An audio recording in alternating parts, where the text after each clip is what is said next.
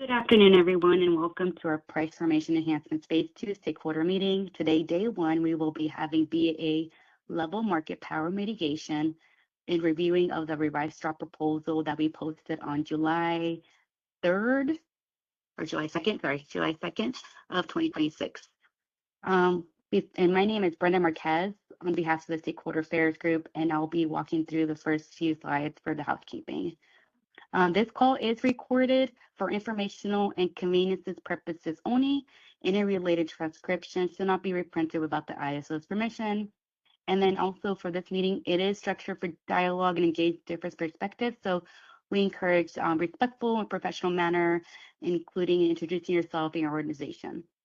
As facilitator, we'll kind of make sure and guide folks who ask questions. We also encourage that we don't repeat anything that's been previously said to let and allow other people to voice their concerns or questions they may have during the discussion.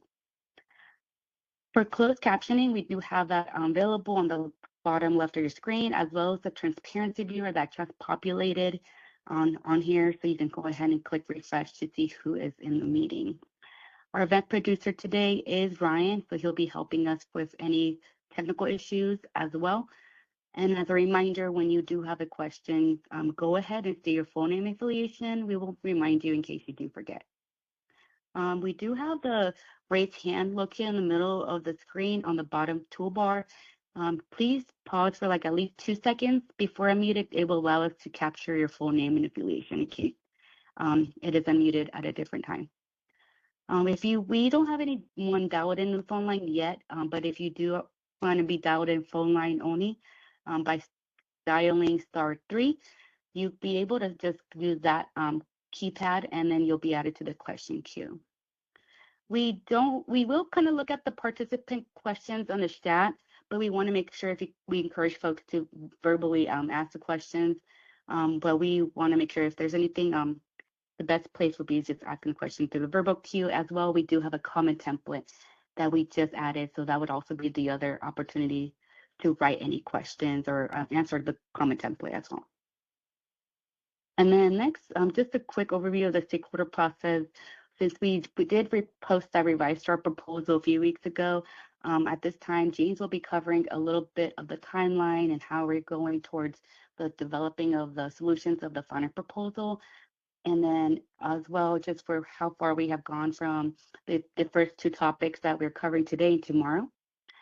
For today's agenda, we plan to just kind of allow James, Danny, and Quinn, who are here as panelists, kind of cover and answer any questions on the RSP. And then also it'll orient stakeholders to explain why these RSP items are moving forward. And then we'll go ahead and dive into the BAA treatment and analysis. And this will also include, as the purpose mentions here, explain why CAISO keeps default competitive status and what data support referral.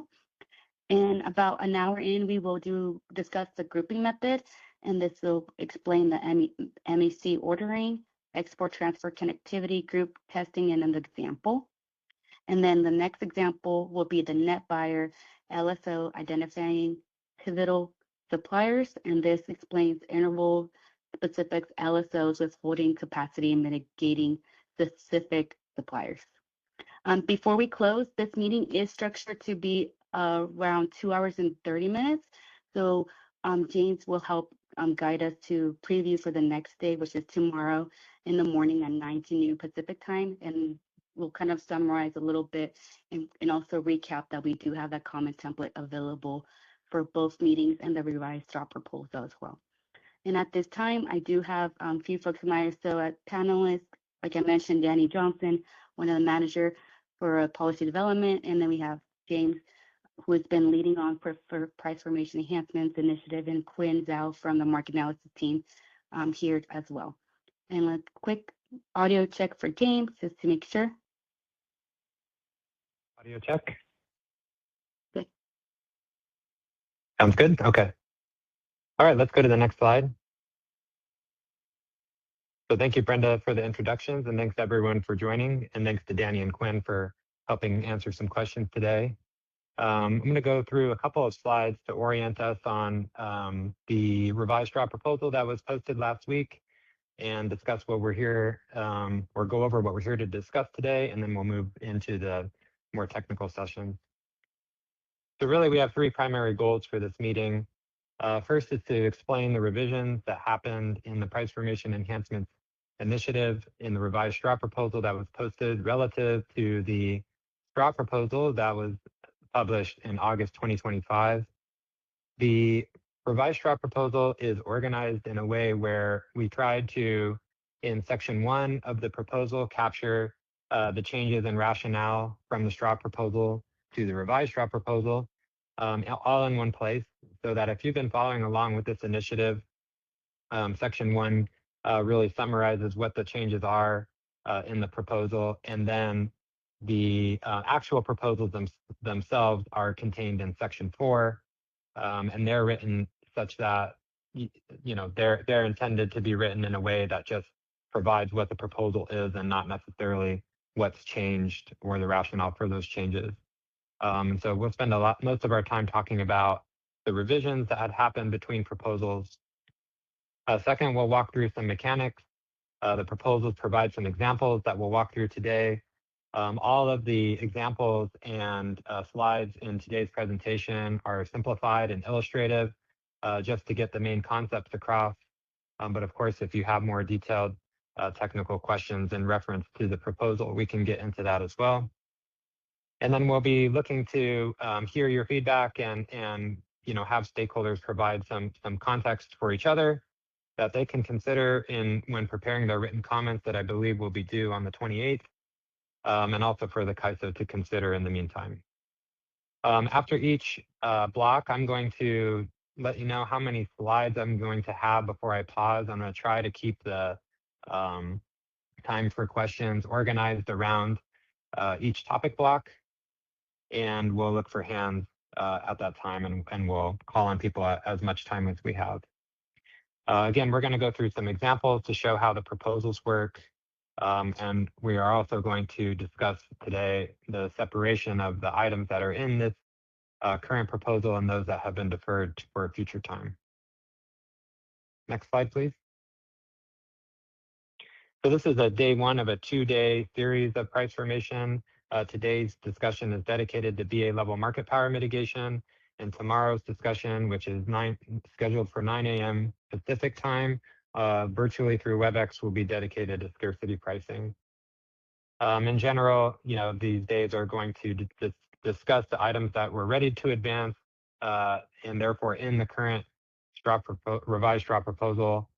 It's going to go over the places that are especially in need of feedback from stakeholders, and then also there'll be discussion about future phasing for both market power mitigation and for scarcity pricing. Next slide, please. So this slide just summarizes very quickly the executive summary. The price formation initiative started back in 2021, and really we're talking about at the time 3 major topics, which were BA-level market power mitigation, scarcity pricing, and fast start pricing. Only the first 2 of those 3 have been prioritized to the point to make it into the straw proposal that was published last August and continued to be part of the revised straw proposal today. The goal of looking at BAA-level market power mitigation came from discussions in EDAM, where discussions of better ways to do the BA-level market power mitigation were deferred to this initiative. And we'll be discussing that today with the primary goal of reducing market power mitigation that's not necessary at the BA level, and really comes down to 3 main components: the grouping approach, accounting for load serving obligations in the withholdable capacity calculation, and only mitigating a subset of suppliers when a BA or a group of BAs fails to test. Second, the straw proposal is intending to produce some targeted changes to scarcity pricing or price signals, really preserving price signals during really extreme emergencies, both for load shedding and arming load, in which prices, under the existing market mechanics, may be inclined to fall at the wrong times. And so that's the major priority that we're looking at these scarcity pricing topics right now. And of course, through this working group series, we've deferred a number of issues, both fast start pricing in a longer run, but even in a shorter run, discussion and design of a more comprehensive market redesign around scarcity pricing. And in this revised straw proposal, the move to for the CAISO BAA to keep its default competitive status for BA level market power testing at this time, which we'll talk about in the coming slides. Next slide, please. Okay, so this is just one slide to summarize really all of section 3 of the straw proposal, which is around 13 pages worth of discussion on the stakeholder process and timeline since the August 2025 proposal. So I'll just summarize that very briefly, and you can read more about that in section 3 of the paper. After the August straw proposal, we had a series of working group meetings in response to the straw proposal, in which stakeholders provided feedback, much of which, some of which was reflected in this revised straw proposal, and we tried to show those in section 1 where they're relevant. In October of 2025, the ISO in connection with VTOL performed a spotlight presentation to the Western Energy Markets governing body, in which we mostly talked about scarcity pricing, but CAISO at that time revealed its intention to continue scarcity pricing on a 2-track plan. The first track being these 2 items that are in the revised straw proposal today, and a longer-term track to talk about more comprehensive scarcity pricing changes.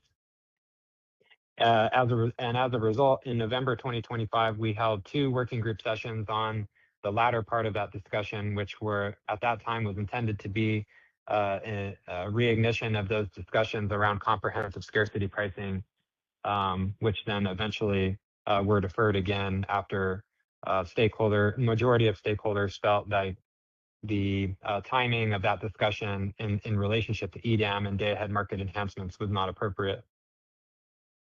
In January 2026, we held an MSC discussion with now former MSC members Scott Harvey and Ben Hobbs, and current member Jim Bushnell. We presented to the Market Surveillance Committee an updated BA MPM analysis that incorporated the load serving obligation techniques that we had proposed, and to see how the results change, as well as some updates to the algorithm, which did eventually make its way into this revised proposal, which we'll talk about today, and how those things impacted the mitigation results. We also heard feedback from both members Bushnell and Harvey on market power and scarcity pricing, both theoretical and practical, and that input was taken into consideration for this proposal. And then finally, in March, we held a second spotlight presentation to the Western Energy Markets governing body, in which we had representatives from Calpine and Portland General Electric, and 6 cities, and representation of a broader group of California LSEs, and also a public generating pool, who presented their views on the timing of comprehensive scarcity pricing to the governing body. And I will mention that I believe that there will be some discussion of that conversation at the governing body meeting this week, in which my understanding is that they've asked market expert Susan Pope to provide her input onto that discussion. And so those that are interested in her views on that should definitely listen to the governing body session this week. So all in all, this slide is intended basically to just say, to summarize the various opportunities for engagement in this proposal and to provide feedback over many months since the straw proposal in August 2025.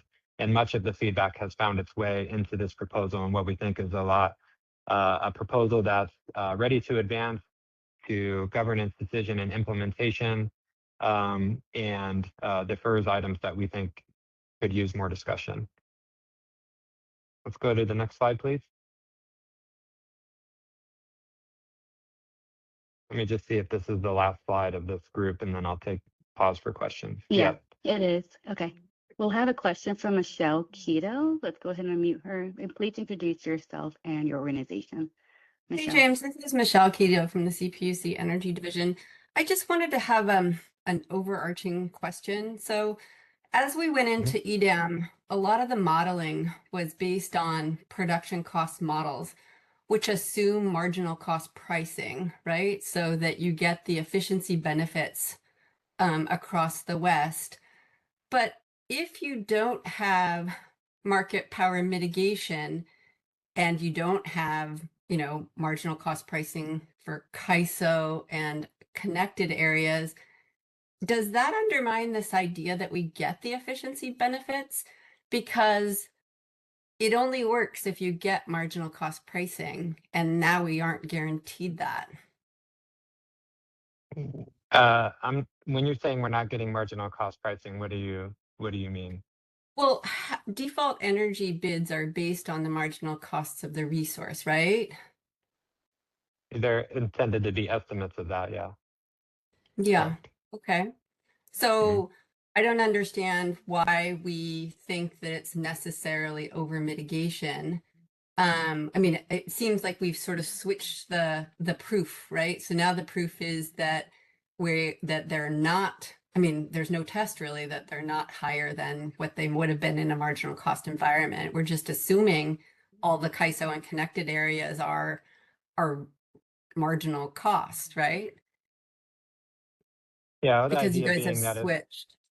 go ahead. Yeah. Because you guys have switched to assume that that the area is competitive.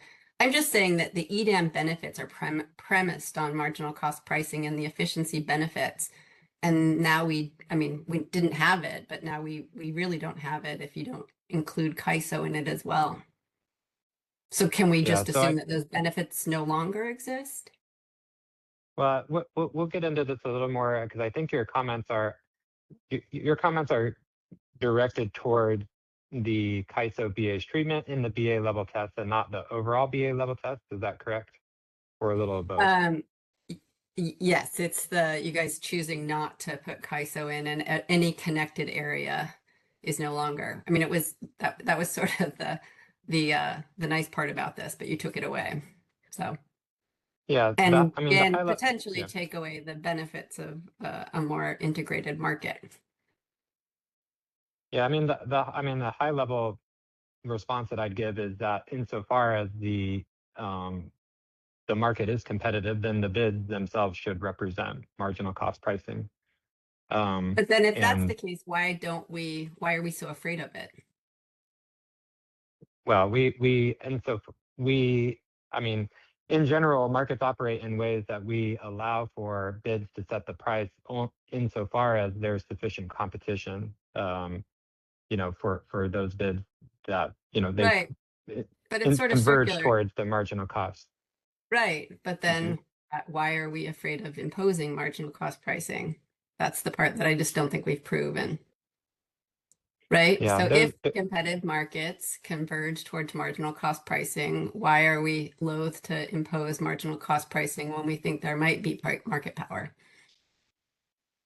Yeah, and the January MSC discussion, and we'll have more of this discussion too in the upcoming slides. But the January MSC discussion, I think, provides a good summary of the CAISO or the Market Surveillance Committee's concerns that over time, with more and more opportunity cost-based resources on the system and the difficulty of capturing correctly a marginal opportunity cost for those resources, make the cost of over mitigation something to scrutinize more than it used to be in the past. Yeah, I mean, and that's something we're responding to. Yeah, I won't spend too much time on it, but I think that I was under the impression that this was more about gas price, but I thought DMM's analysis showed that gas prices were not out of, you know, we're not so different than what you would have expected. But I'll leave that to I'll leave that to later. But okay, thank you, and happy to hear Danny's response.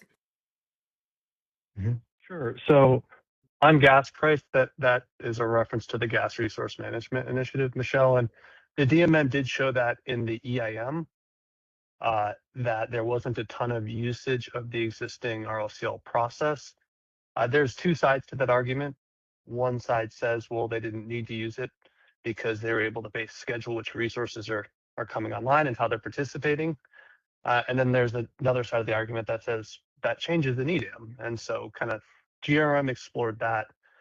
Relating to your kind of broader question about is the CAISO BAA considered competitive or not, James has some slides on that later, but the high level takeaway is with the additional scrutiny on over mitigation, not seeing any clear structural uncompetitiveness and responding to stakeholder concerns that really highlighted that you want to ensure you're capturing the competition provided by the regional interties. We elected to shift and maintain the status quo for now, with the understanding that that is a topic that can be further explored later. Okay, and Hope that maybe I'll helps. just follow up on that. When you say explored later, on what time frame were you thinking? Because this was the one part that was important to us. Yeah, I can answer that. The proposal considers that the deferred items would be taken up after the governance decision for the current items in the straw proposal, which we're aiming for October 2026. And so that would mean, reinitiating discussions on deferred items, probably November, December this year. Okay. Okay, thanks. And I have some questions I'll ask later. Thank you. Sure. Okay, so that's the time that we have for that section. So let's go ahead and open up the first of the technical blocks. Let me just count how many slides there are here. Well, there's a couple of introduction slides. I'm going to say maybe, 7 or 8 slides here, and then we can pause for questions. So this is going to, some of this is introductory, which you'll find, some introductory information in section 2 of the proposal for BA level market power. That'd be 2.1.2. And there's also some discussion, quite a bit of background information in the appendix. And also from the straw proposal has a lot more detail about the history and context of BA level market power. And we didn't want to keep all that information in here and make the proposal 100 pages long. And so in places where it was appropriate, section 2 did try to link for more information back to sections of the straw proposal to provide that paper trail there. But the general problem statement coming out of the working groups was that the current BA level MPM test can overstate the presence of market power because in part because it tests BAs today on a single BA basis, and therefore can miss when there is competition from BAAs that are connected to it and price separated with it, can miss the competition that those suppliers have and provide over serving the BA's load. Second, the current BA MPM test can overstate market power because the amount of supply that the test assumes an affiliate would withhold includes amounts that they would need to meet their own load serving obligations. And we've had discussions with the Market Surveillance Committee about the idea that it's not a rational incentive for a supplier to withhold beyond what they need to meet their own load because they're forcing themselves to buy back at an inflated price to serve their load. And then also the concept that when the BA fails the competitiveness test, the test mitigates all suppliers within the BA. And we've also discussed this rule, sometimes nicknamed the small fish swim free, where maybe there's not a need to mitigate every supplier within the failed area, but rather to look at which suppliers are really pivotal to the non-competitive outcome and limit mitigation to those suppliers. So really overall, the goal of the BA level market power mitigation changes are to align mitigation with actual competition and actual incentives in the WEIM and EDAM footprint. Let's go to the next slide. Hey, James, 1 second. My computer froze. Ryan, can you do me a favor and help me move the slides? Thank you. Thanks. We're on slide 12. So the revised draft proposal essentially has 4 different elements, all of which we'll talk today. First, we'll talk about how the CAISO BA will be treated in the test. The revised draft proposal keeps the CAISO BA's default competitive status, whereas the original straw proposal proposed that the CAISO BA be included and tested within the grouping approach. And so we'll talk about what it means for CAISO to keep its default competitiveness status, why that outcome was chosen, and what it actually means functionally for the grouping test. The grouping test essentially is an algorithm that is going to discuss how BAs are tested together, how they're grouped, how the groups are formed, things like that. We'll talk about that in these slides. How much capacity could or would a supplier withhold will incorporate now going forward in BA-level market power, incorporate their load serving obligations from their withholdable capacity calculation. And then finally, which suppliers are mitigated after a group fails. This proposal talks about limiting that to potentially a subset of total suppliers within the BA group, really to only be looking at those that are pivotal to the non-competitive outcome. Next slide, please.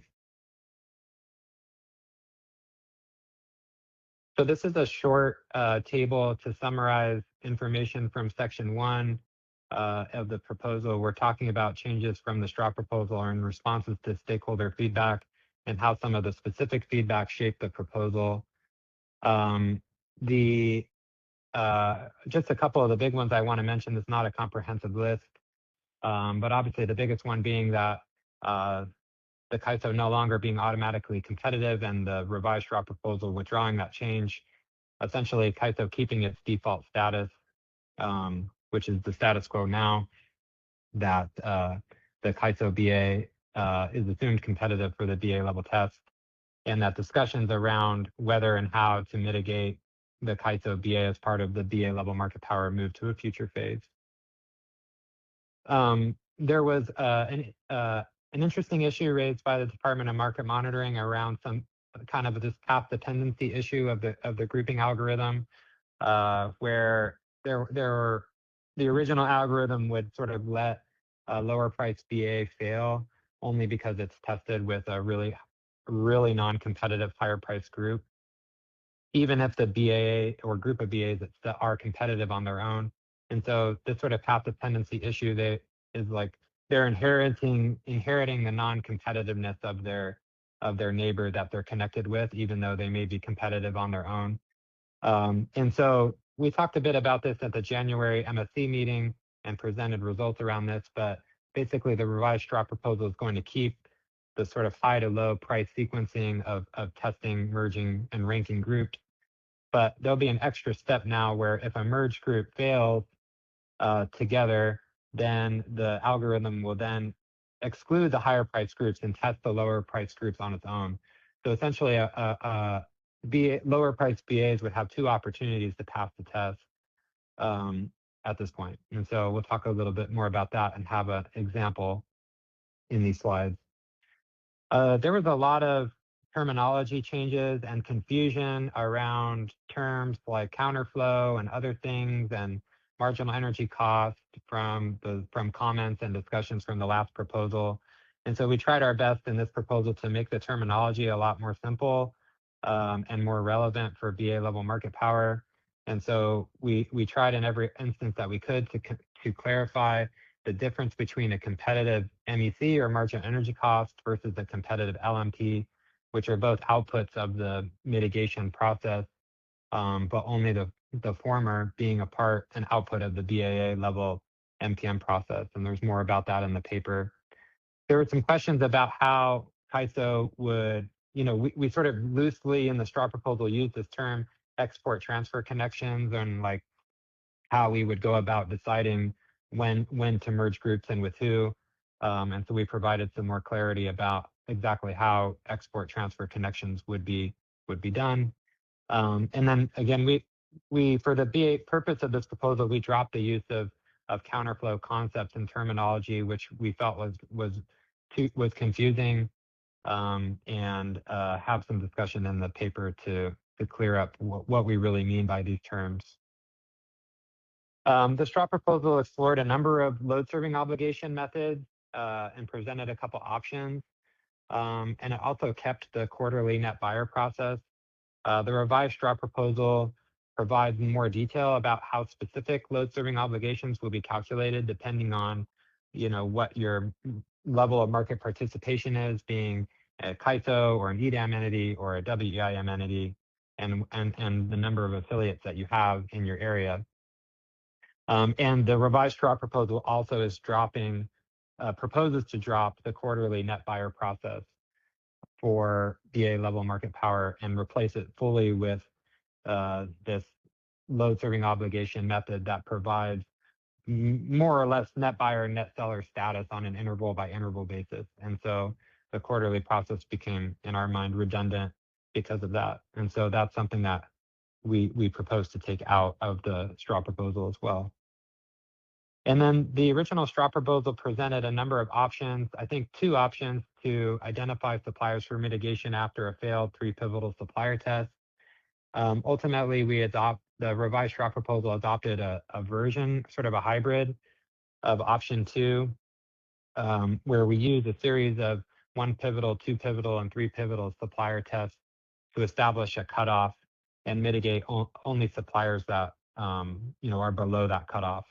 It's not exactly option 2, and we'll talk a little bit more about why we're proposing a hybrid version of that option 2 from the original proposal when that time comes around. Let's go to the next slide. Okay, so those groups of slides were sort of high-level discussion. Now we'll get a little bit into the specifics around the CAISO BA's competitive status. Ultimately, the CAISO felt like the stakeholder record and discussions across many meetings and feedback did not yet support applying the BA level test to the CAISO. And essentially, the main reason, at least technical reason why, is we're convinced by commenters who pointed out that the CAISO BA is situated differently than EIM or EDAM BAs in that it accepts economic intertie offers.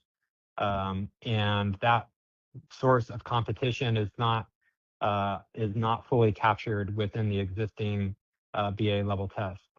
And so part of what we would think about doing in the longer run for incorporating the CAISO BA into the grouping approach is to think about how best to capture that intertie competition. But at this time, we have some initial thoughts internally around how that could work. But at this time, given the timeline of when we're trying to make these changes, ultimately felt like that was worthy of separate, longer discussion, and didn't want to, force a bunch of new technical information into the middle of this phase of the initiative. And so really want to sort of give, that sort of technical development and design the opportunity for CAISO and stakeholders to work together on that in the working group. And so, so the CAISO BA participation in the BA level process would be deferred with the broader scarcity pricing reforms to a phase of this initiative after October 2026.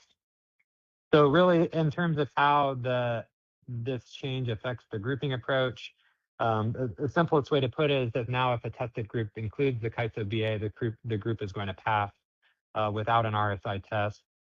And we'll talk a little bit more about that in the grouping approach and the example about what that looks like. Of course, local market power mitigation and other existing rules as it relates to market power still apply to the CAISO. Really, this is just keeping the current status quo assumption. And so all of those rules will continue to apply as necessary. And it also doesn't mean just because the CAISO BA is not included at this time as being subject to mitigation for BA level market power, doesn't mean that the grouping approach doesn't have benefits for non-CAISO BAs.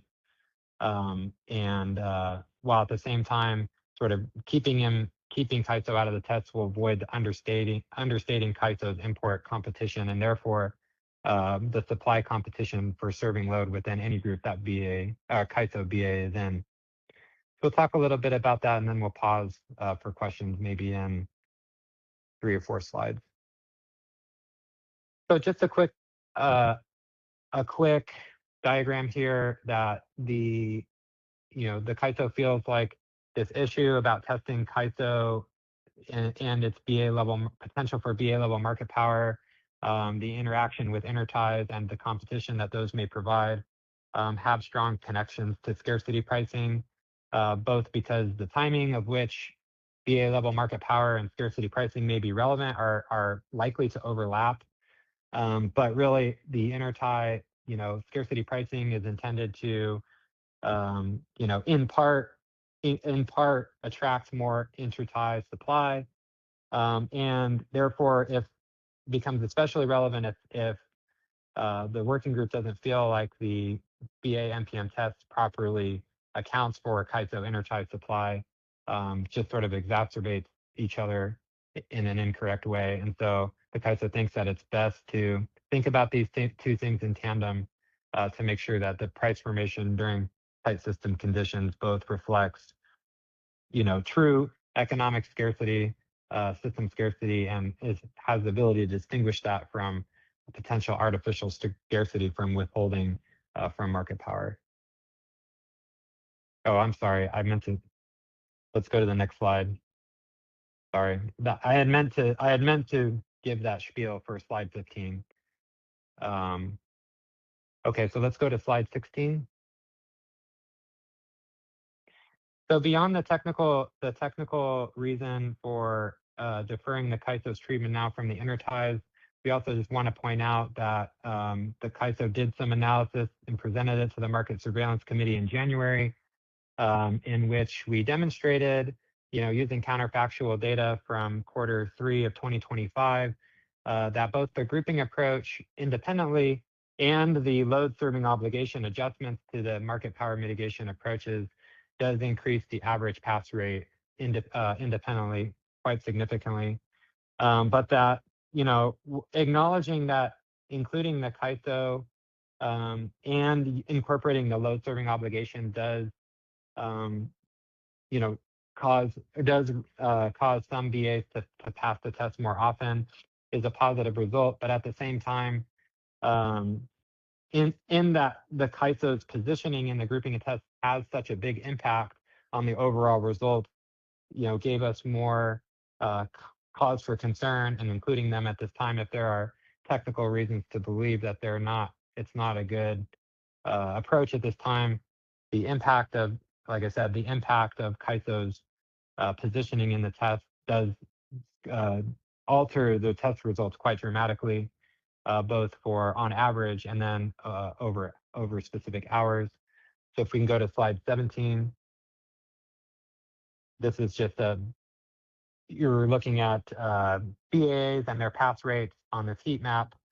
On the left-hand side, you're seeing CAISO not included in the grouping approach, and on the right-hand side, CAISO included in the grouping approach, which you can see for the EIM, at least for this sample period, did lead to a reduction in pass rates for almost all BAs in hours 19, 20, and 21. So again, because of that information, the CAISO feels it's warranted to be extra cautious about CAISO's inclusion in the test because the both on average and hourly distribution of the CAISO's inclusion can dramatically change the results.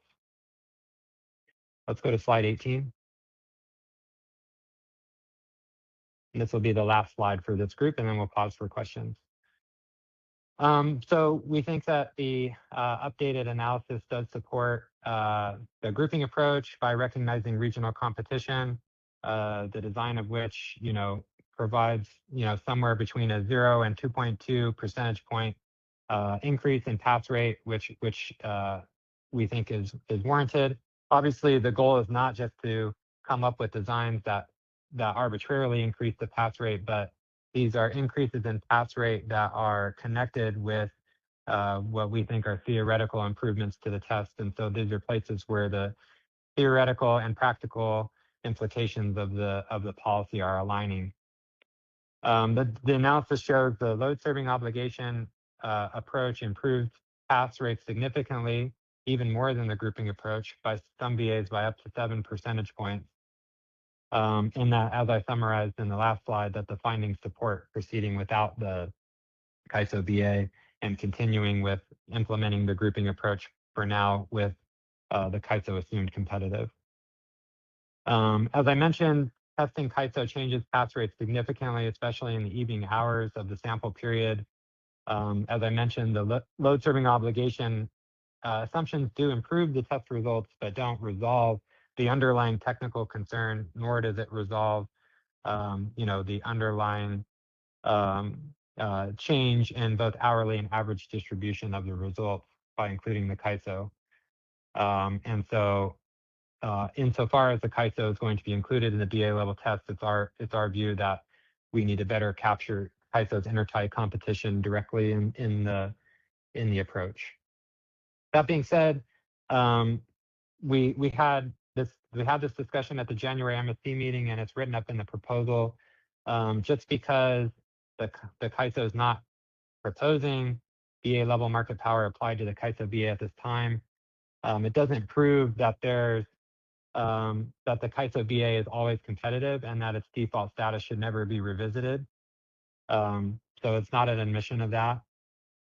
It's also in the opposite end, as discussed by Scott Harvey in the January MSC meeting.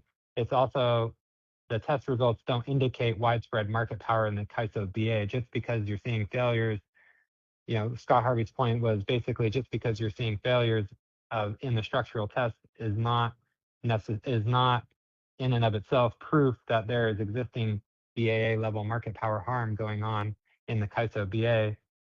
So insofar as CAISO could demonstrate empirically that there was ongoing BA level market power harm, perhaps that we would have a different stance on that. But it's not our intention to produce any analysis of that sort in such a short period of time to get that ready for an October decision.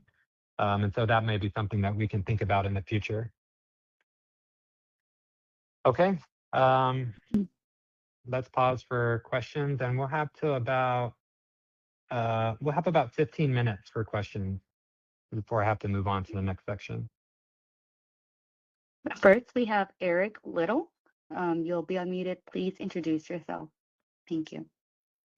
Hi, Eric Little from CalCCA. ISO went live in 1996. That's 30 years ago. EIM went live in 2014. That's 12 years ago. And EDAM just went live this year. You've had 30 years to figure out imports and what they do to the competitiveness within the area. I think it's an unacceptable answer to simply say we're going to leave it as is because we don't know what to do about imports. Figure out what to do about imports. If that turns out that the market is indeed competitive, then don't mitigate. But if with those imports the market is not competitive, you should be mitigating the BAA area. California should be no different than any other areas in that regard. So I think you've had time to do this. I think it should have been a focus already. So let's focus on it and let's do it sooner, not later. Thanks. Yeah, thanks, Eric. And I think you've unintentionally misrepresented our position a little bit in that we're not saying that we don't know what to do with the imports. We do have ideas about what we can do to better capture the import competition. The problem is in the timing that we didn't feel like it was appropriate to introduce very complicated and controversial technical changes to the proposal at this time. And we agree with you. I agree with your statement about what we want to achieve in the long run. Let's figure out how to do this right. And I think it's the CAISO's intention to explore that with stakeholders. It was just that we didn't want to stuff all that information in the limited amount of time that we had. And so we're looking forward to working together with stakeholders on how we can achieve I agree with you, it's sort of our long run goal for the market power mitigation. Thank you, James. The next question in queue is Michelle Keto.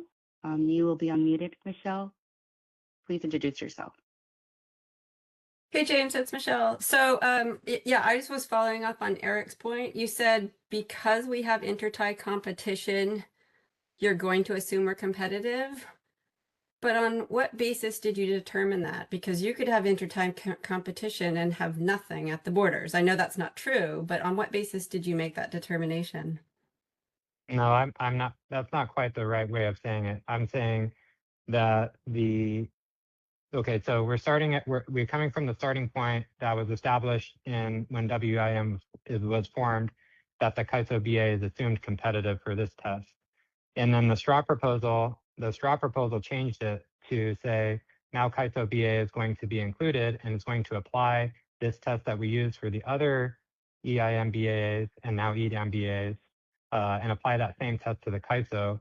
And we're convinced by arguments to say that that was not an appropriate step to take without thinking about how the test itself needs to be adjusted for a CAISO specific phenomena, which is that isn't relevant for the WEIM and EDAM BAs, which is that we have, hourly economic intertie offers. And so the idea is that we need to, if we're to include CAISO BA in the MPM test, we need to figure out how to enhance the test to incorporate that thing. That's just not part of the, the current testing right now. It's not as So simple as just extending it. Yeah, go ahead. what's so hard about adding in hourly intertie offers? And would you consider net? No, you would.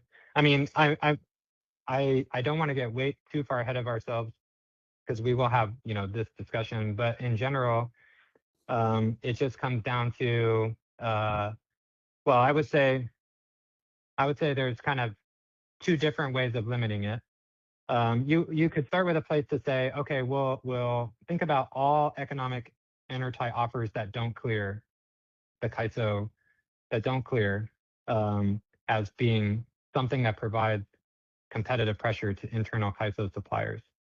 But then you probably are going to want to limit that potentially based on obviously physical ability to get intertie offers to clear, incorporating the scheduling limits or physical limits of the interties at which, interties are offered. And potentially you may want to have some sort of screen for economic considerations as well, whether what's going on in the, bilateral space or at the bilateral hubs in these areas. And do we need to have some sort of economic screen for when you would count an intertie offer as being competitive for the into the CAISO? And so it just becomes, because a lot of offers sit yeah. at $1,000. Are we going to assume that those are real? Yeah, but we count CAISO BA suppliers that offer $1,000 as being if they're fringe suppliers. The market power test doesn't really care what the price offer is. It's just that there's an offer. But I thought So even market power is the ability to increase prices by withholding or having the market power to increase prices. So literally, if everyone at the intertie stood at $1,000 and you needed them, how is that not market power in some fashion? Well, if the competitive price of intertie supply was $1,000, then it would be that would be a competitive price. And all I'm saying is that we need to be thinking about. I mean, it's a reasonable question, and we need to be thinking about, does there need to be some sort of physical and/or economic limit? Economic in this case meaning price, bid price, to how much intertie supply the CAISO could count towards CAISO's competitiveness. And so, I mean, these are all good questions we need to answer. And then also Michelle, when you're these considering, are the exact questions that you're helping to surface that we want to explore with you and other stakeholders going forward. There isn't just a plug and play obvious way to do this. Like, you might want to advocate for an economic screen of what is a competitive intertie supply offer, given the lack of a reference cost for supply offers. That's a legitimate policy debate that I think that we want to engage with you on. okay, and then I just want to make sure that it's not literally bids at the interties, right? Because a lot of these are resource adequacy, and that's not part of the competition, right? So we have Palo Verde, we have Hoover, we have all sorts of things. So that wouldn't actually count as a intertie. So you just have to be careful what you count. So I also wanted to go to page, I believe it was 17. Mhm. This is 18. Can we move to page 17? Here we go. So doesn't this just say that potentially across the West we have tight system supply between hours 19 and 21? We all know that that's when solar goes offline. And also, you know, I would note that, like, for example, the renewables are 17,000 today, and on Friday there were 28,000. So we can have huge swings in resource availability. So if you just looked at sort of a supply stack, you might say we're fine, but there might be reasons that we're not fine between 19 and 21. Mhm. Yeah, you have the right conclusion. And essentially what CAISO started with in the straw proposal is saying that, well, CAISO's inclusion in the test, causes all these failures. And in the January Market Surveillance Committee, they argued, well, wait a minute, just because the CAISO is failing these, or the groups are failing these structural screens doesn't necessarily in and of itself is not necessarily in and of itself evidence of market power harm, because you don't know how the prices and other things played out in these instances. And Although so alternatively, okay, go ahead. go ahead. Go ahead. No, go ahead. Just, or alternatively, this is a circumstance in which market power could be exerted, given that everyone knows between 19 and 21, right? It would definitely be the time with which structural conditions there's the least amount of fringe supply available relative to demand. Across the And West. and the MSC is basically saying that that's okay. But if the CAISO to take the next leap into justifying CAISO's BA's inclusion, um, their basic challenge was, well, you should also have to empirically demonstrate that in those hours where you have, relatively limited, fringe competition, that there was market power harm, demonstrated price harm. And that's not something that that's something that we could do, but it's just not something that we can do in the timing that we have And to try how to would get you do that? these I mean, proposals. wouldn't you just put in default energy bids and see what you would get under those circumstances and see if there's a price markup?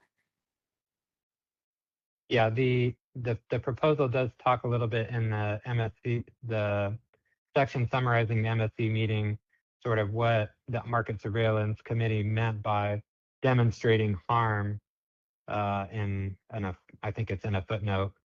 So I won't belabor that, but there are some ideas insofar as, I mean, I guess I put it to you a different way. It's kind of a dual-headed snake in the sense that the Market Surveillance Committee basically saying, well, either you should be empirically demonstrating ongoing market power harm at the BA level for CAISO, or fix these issues with the test, or I wouldn't say issues, improve the BA level test in ways that had not been considered before because CAISO hadn't been included, to make it sort of more theoretically appropriate in terms of the competition. Because then at that point, if you think that the theoretical design is appropriate, then you're comfortable with the changes that are resulting from CAISO's inclusion in the test. So are we not comfortable with the theoretical underpinnings of the test right now? Not for the CAISO. But it's okay for everyone else? Yes, because again, the thing that we're missing is the lack or just the way the existing test counts uncleared economic intertie offers, of which the other BAs have none. And Okay. so it's an irrelevant, it's irrelevant for them. Okay. Okay. I think that's it for my questions. Thanks. Thank you. I've got 2 more minutes for this section if there's any quick thoughts or questions. Okay, looks like none. There'll be time at a couple minutes at the end if you think of something. Let's go to slide 19. Okay, so we're going to have, let's see, two slides to talk about the grouping methodology. Um, the grouping approach is something that we talked about in this space a lot, and so I think two slides is enough. And there's obviously a lot more detail in the actual proposal. If you have any questions or comments on that, please do bring it up. But I tried to make this as conceptually simple and plain language as possible. So if you haven't been following along really closely at the technical level, that hopefully you can still understand what's happening here. But the grouping methodology essentially has 5 different functions.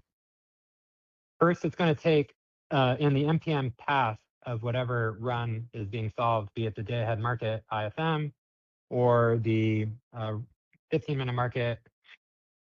I don't think an RTD, but in the 15-minute market at least, we're going to be ranking the BAs by their marginal energy costs, which now after EDAM are BA specific, and ranking them high to low.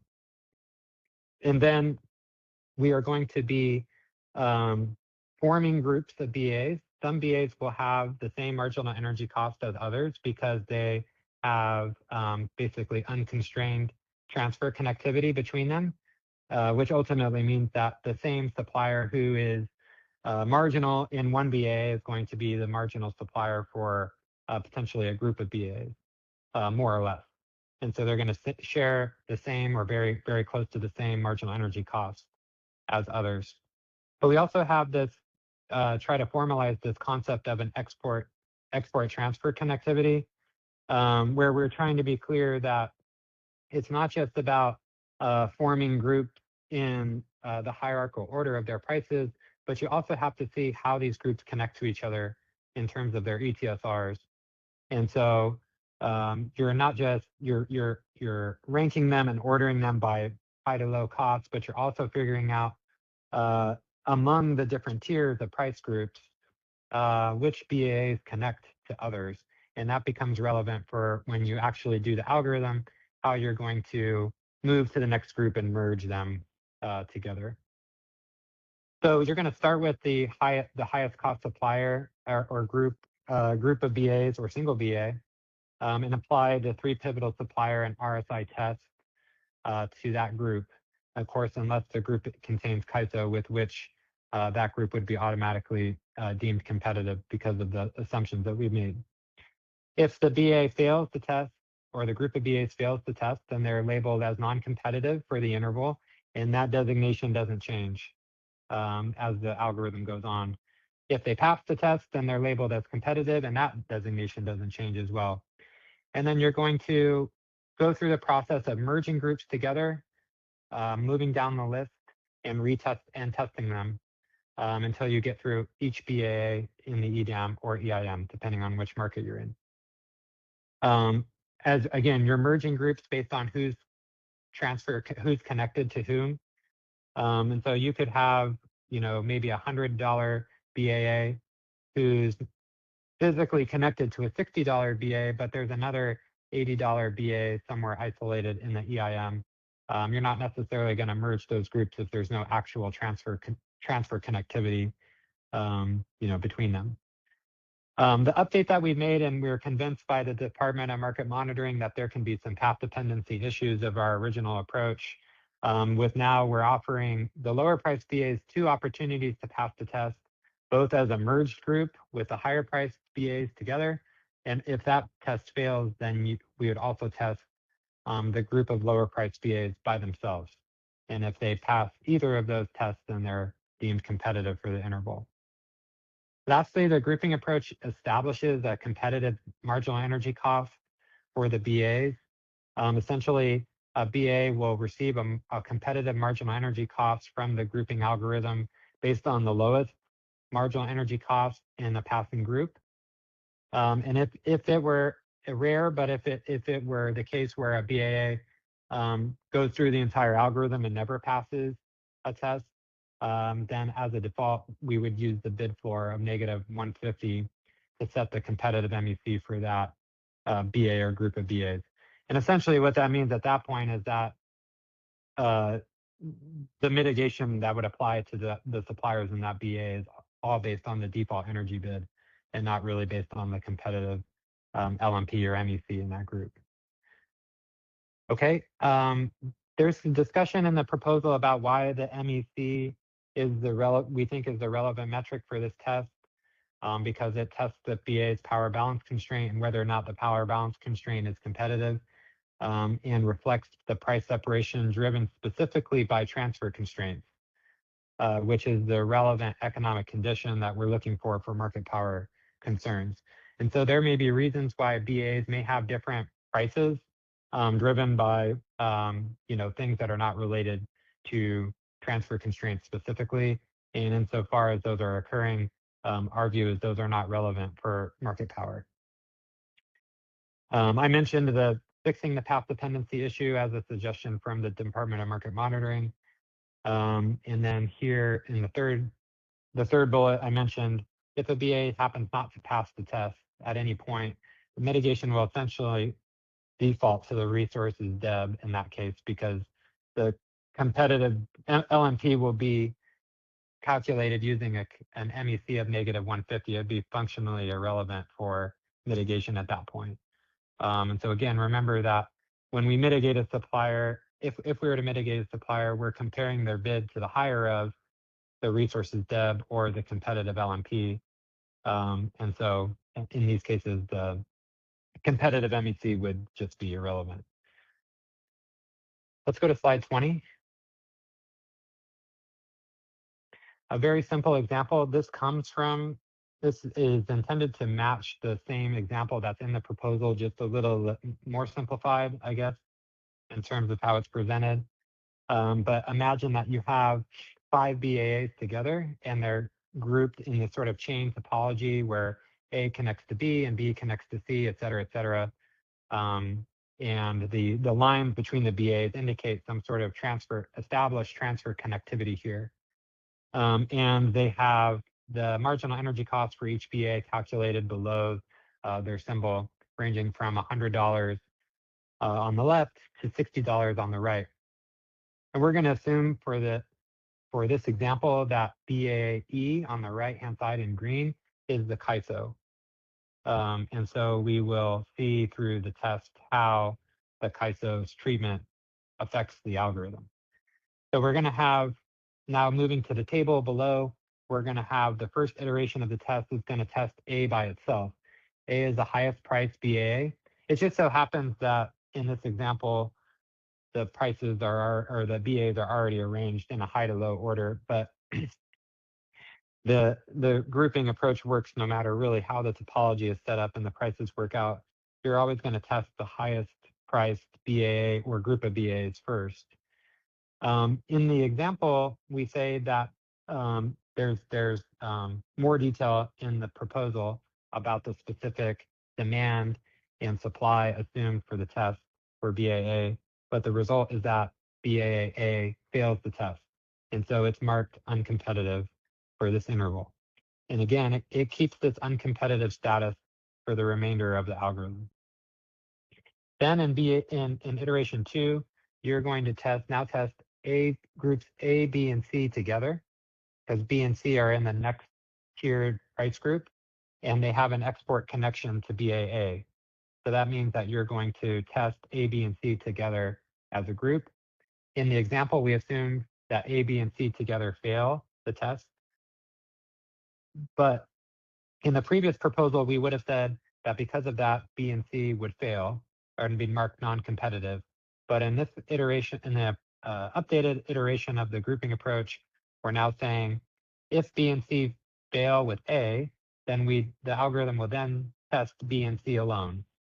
And if B and C pass alone, then they can be marked competitive. And in the example, that's exactly what happens. So B and C pass by themselves. Essentially, what the example demonstrates is that A is so non-competitive, its fringe supply relative to its high demand is so non-competitive that it sort of forces that condition onto B and C inappropriately, in a sense. And so, B and C, if they're able to have a sufficient fringe supply among them to meet their own load, then it's appropriate to deem them competitive in this case. So B and C will be marked competitive, and they'll inherit an $80 marginal energy cost, a competitive marginal energy cost for the competitive LMP calculation.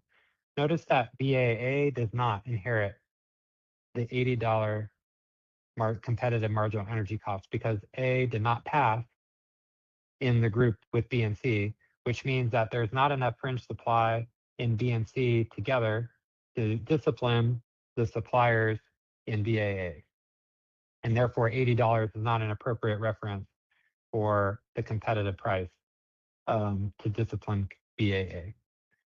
Finally, you're going to go to step 3 and you're going to merge and test all the BAs together, A, B, C, D, and E. In this case, since BAE is the CAISO, you're going to mark D and E competitive by default. So it doesn't change the result for BAA, but it does mark BAD and E competitive. And then BAA will get the $60 competitive MEC established in this part of the test because now BAA is part of a group that passes. And so $60 is an appropriate benchmark price for competition for BAA suppliers in BAA. Even though BAs D and E are not physically connected with BAA, they do have the ability to reach BAA through connections with B and C. Okay, and so that covers the material that I had prepared for the grouping method. I've got about 35 minutes for questions or comments on the grouping approach. So we'll go ahead and start taking those. Yeah, first question, Stephen Key, I believe from SCE. Please introduce yourself. Yeah, this is Steve Keene from Edison. Just that last result kind of concerns me. I understand what you're doing, but saying that the competitive price in A is $60 when it can't, there has to be some kind of transmission constraint between B and A because the $80 energy can't get to A, and the $60 can't seem to get to C and B from D. I'm having a hard time understanding how you're saying the $60 energy from the CAISO can get all the way to A through those the other 4 BAAs where there seem to be at least 2 transmission constraints that prevent power from moving. Mm-hmm. The thought experiment we want to do to think about this is to imagine what the pricing of this, of all, I guess really all 5 of these BAs would be if the transfer constraints between A and B, which you're right, must exist because there's price separation between them. And there's also a binding transfer constraint between groups B, C, and D and E because of their difference in prices. And so the thought experiment is, okay, well, if those import transfer constraints were not binding, what would the price be in BAA? What would the competitive price be in BAA, which would be 60? Because then if there were no binding transfer constraints at any point on this path, and there was sufficient fringe supply at $60 to meet the demand in A, B, and C, then the competitive price in A would be $60. Okay. That helps some, but I have a problem with setting the competitive price in A at $60, whereas the competitive price in B and C is set at $80. Mm-hmm. I understand kind of where it's coming from, but it just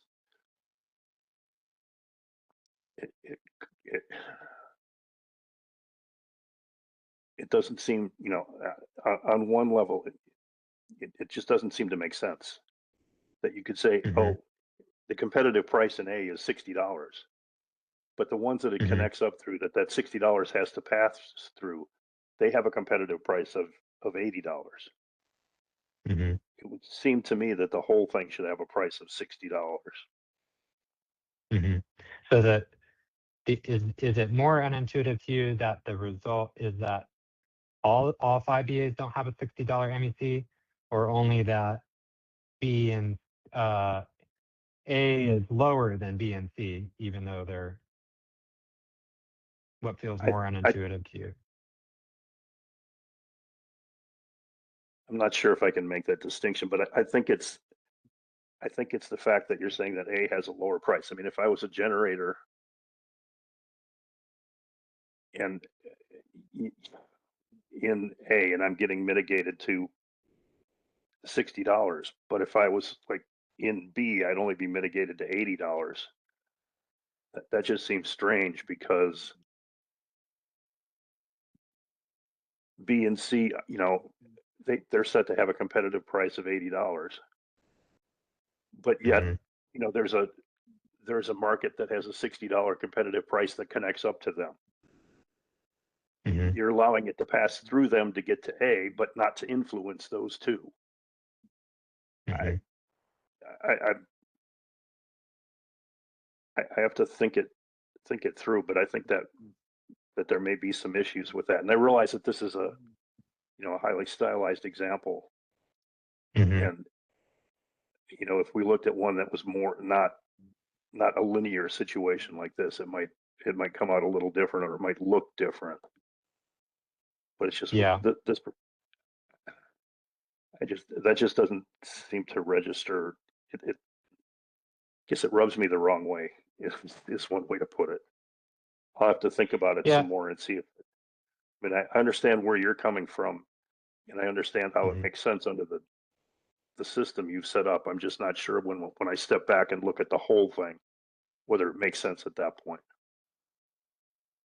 Yeah, and I'm not going to be able to fully answer the question, but I'll for the audience, think about in the previous iteration of the grouping approach, where A, B, and C failed, then B and C in that case would be marked non-competitive, and D and E would be setting in that case.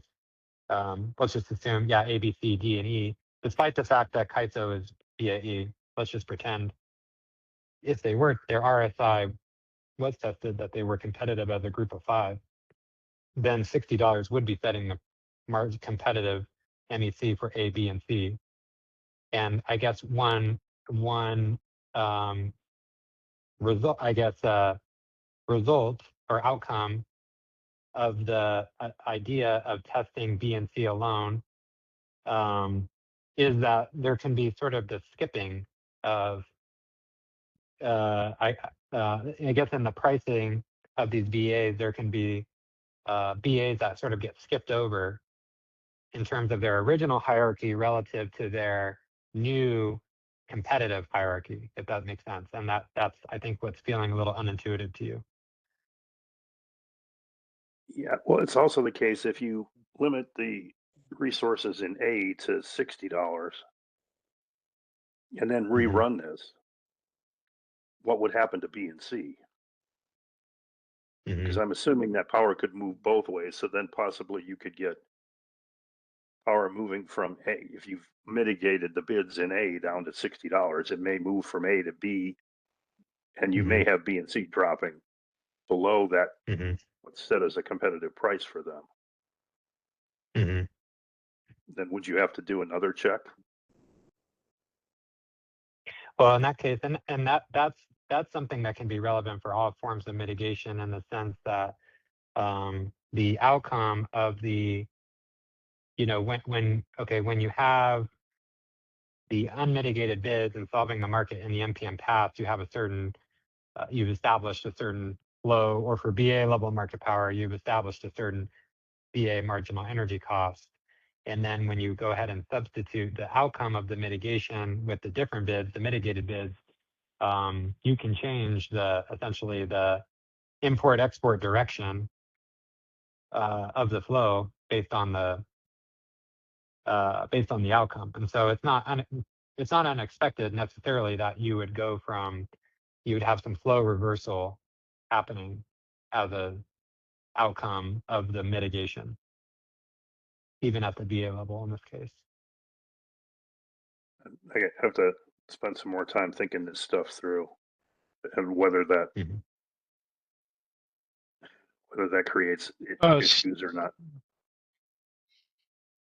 Steve, if I Okay. may help here the thought process, we're looking for competitive LMP only for a failed BAA, right? It doesn't matter for BAAs that have passed the test either individually or a group, because we're not going to perform any mitigation there. So the competitive LMP is a concept that is only relevant for a BAA that has failed the test, and this example is BAA.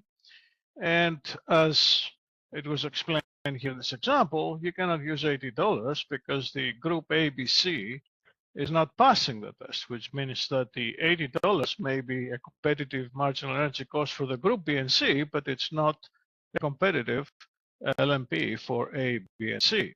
So you have to bring the next group in, and now that all of them are passing, now you're finding out that the $60 marginal energy cost of the final group, all right, that you're adding is a competitive element that you use for the mitigation in A, and the competitive LMP is only a threshold, right? You use it when you mitigate the supply bits in A.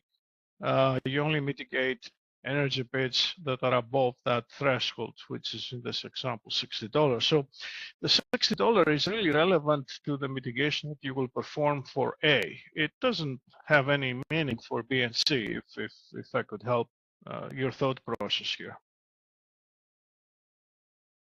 Appreciate that. I'll have to think about it, but I guess the issue is, for me, is that A, B, and C failed. So yes, when I look at that, in that sense, the $80 price that's there in B and C, that's the result of a failed market power.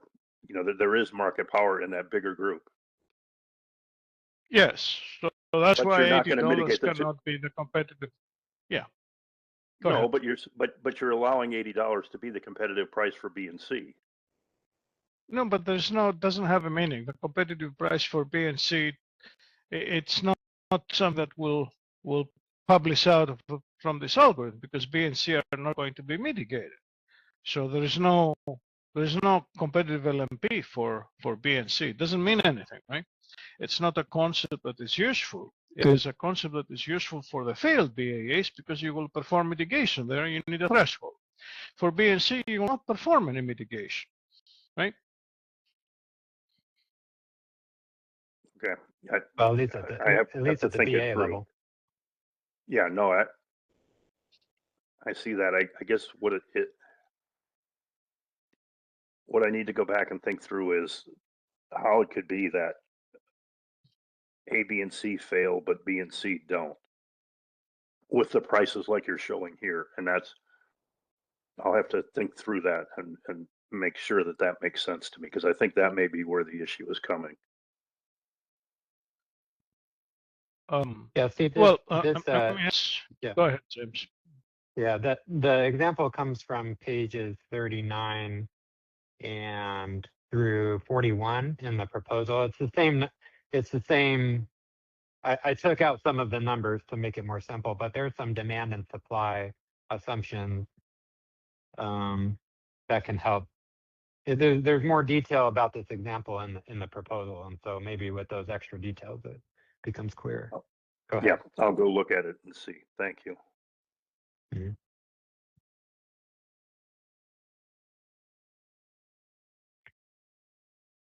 Okay, thanks, Steve. I have, let's see, 22 more minutes allotted to this section. So if there's any more questions or feedback, there's plenty of time.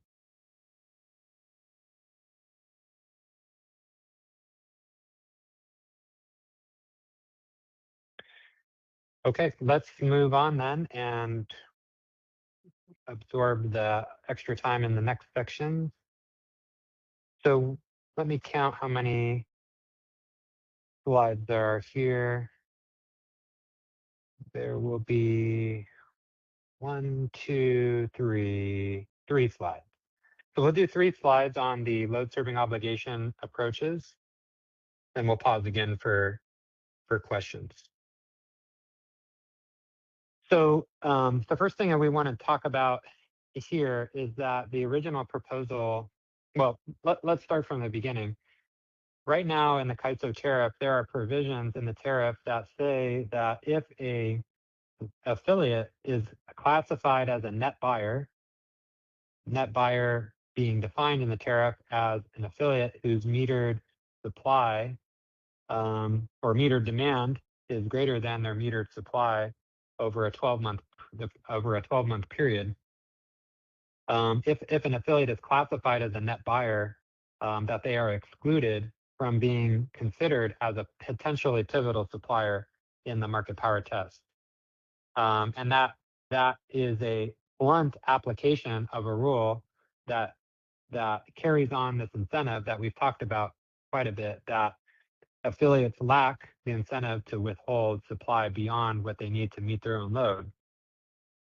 And so by proposing this new idea around considering an affiliate's load serving obligation on an interval by interval basis, we think that it's applying that old process, which is done on a quarterly basis, is not useful anymore and becomes sort of replaceable by this new concept. And so this slide basically just says and reiterates from the proposal that the CAISO would retire these provisions in its tariffs specifically for BA level market power. Now the net buyer, net seller classification and process will continue because it will be relevant and is relevant for local market power mitigation across the footprint. But in this case, we would not apply that same concept to BA level market power because we have replaced it with something much more detailed and time granular and just frankly something better. Okay, let's go to the next slide.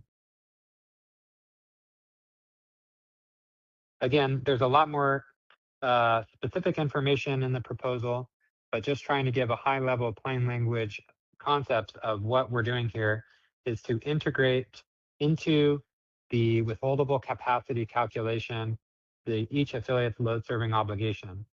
Withholdable capacity is, as you can see in the middle of the screen, is an assumption about or is included in the market power test for the 3 pivotal suppliers.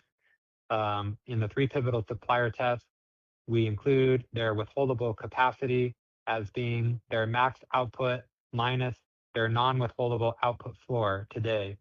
So basically, in the real-time market, we're looking at the maximum amount of supply each individual resource can withhold from the market in the relevant market interval and time frame, and establishing that as the withholdable capacity for that calculation. In today's world, that is only looking at maximum supply and minimum supply for any given resource. What this proposal does is it takes the non-withholdable output floor and adds another term essentially to say it's the greater of the minimum supply that a resource can provide. These would be things like if the unit is self-scheduled, has portions of its capacity that are self-scheduled, or ramping constraints keep it from, moving down to a specific set point within a given time. Those would still be considered, but you'd also consider the affiliate's load serving obligation in aggregate. And so withholdable capacity is a calculation that's done at a resource level, and for the MTM test is aggregated by affiliate for all resources within the affiliate's portfolio.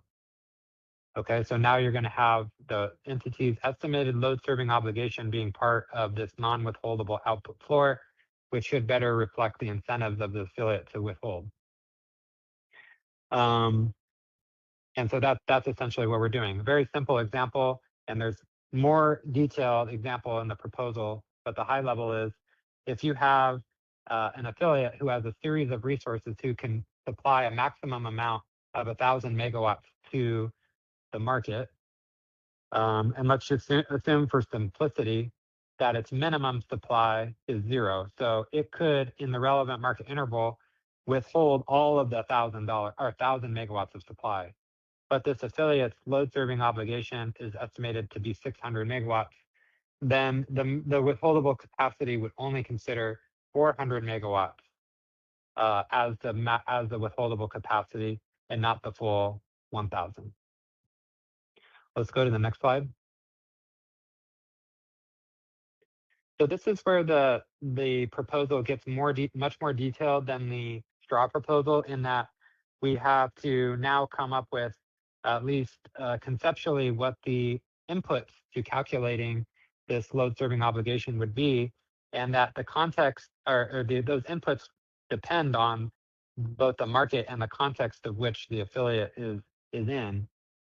So for the day ahead market, the idea would be that we would establish the load serving obligation for each affiliate based on the total scheduled load from the IFM MPM pass, which in the proposal would include net virtual demand.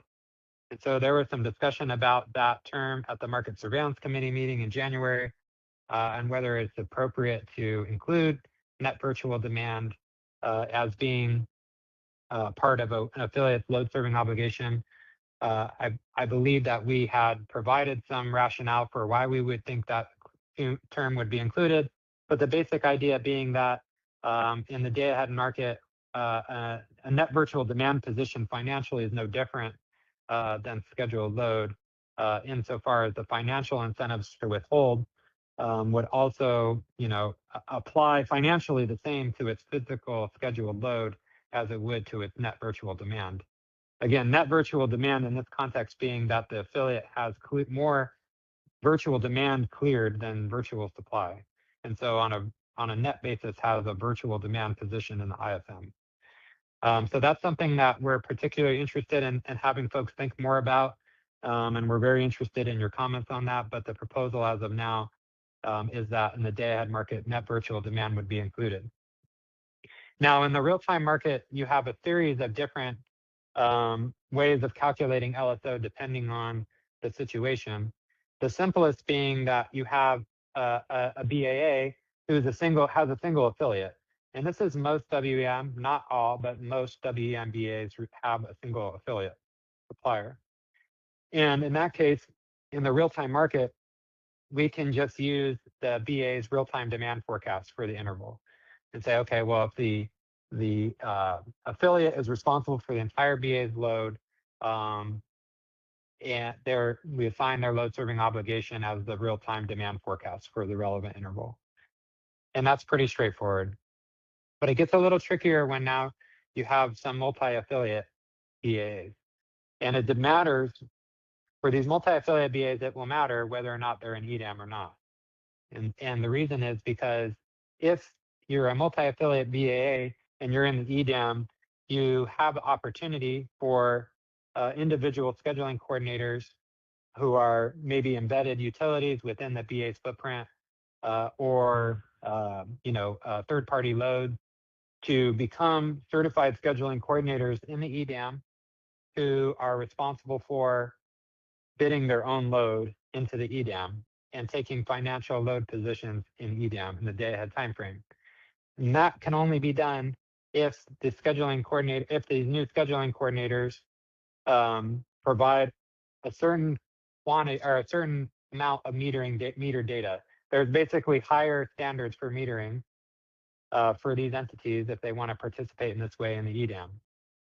And so because the CAISO would have the ability to distinguish the metered information of the BA among its affiliates, because again, affiliates are groups of scheduling coordinators, and so you can establish, a subset of the BAA's load by affiliate. In that case, you can use the LSO input of taking the real-time demand forecast for any given interval in the real-time market and multiplying it by some historical load share of the affiliate. And that could be, I think in the proposal, we might have said for the previous year with adjustments for season and day type and things like that. And so you can get more granular about what, the load share by certain types of criteria.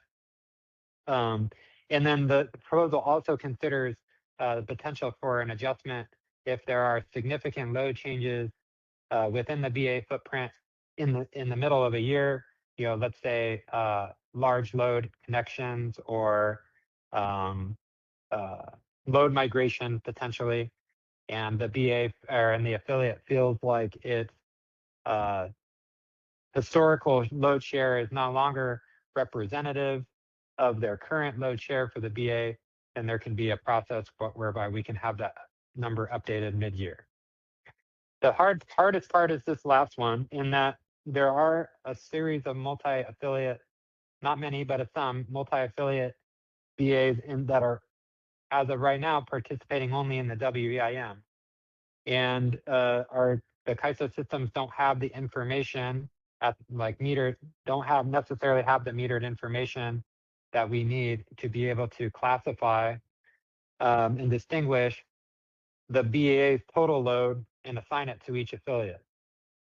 At the January Market Surveillance Committee meeting, we floated the idea of potentially using the supply share as a proxy, meaning that we know through the master file registration, which resources belong to which scheduling coordinators, and you can use that information on an aggregate basis to assign, proportionally what amount of load from the BA belongs to what affiliate. But the MSC discussion suggested that that was not going to be a reasonable proxy because you have merchant affiliates and many different situations about how supply is load is served and supply is given in these BAAs. And so really the only thing that we can come down to at this point is that the CAISO would need information from these affiliates in these limited number of BAs to be able to establish their LSO quantity. And if that information is not provided, then the systems would default the LSO for those affiliates to 0, meaning they don't benefit from the approach. And so it should give, we'll have discussions with the BAs that fall under this category. And at this point, we are feeling confident that these BAs and affiliates do have the information that we need to be able to calculate this right, and should be motivated to provide it because it gives them better treatment and the more accurate treatment in the MPM test. It's just a matter of how best to collect that information from them. And so we'll be hopefully getting some feedback on that. The last thing I want to include here is that for the WEIM specifically, the calculated load serving obligation would include base schedule net exports and the load serving obligation. And this means net exports. So insofar as the BAA has base scheduled exports that exceed their imports, it essentially adds to the demand assumed that they have to serve in that interval. And insofar as they have base scheduled net imports, meaning their imports are greater than their exports, it has the opposite effect on the calculation, meaning it will reduce the amount of load serving obligation in the MPM test because they're relying on suppliers from outside the BA to serve their load.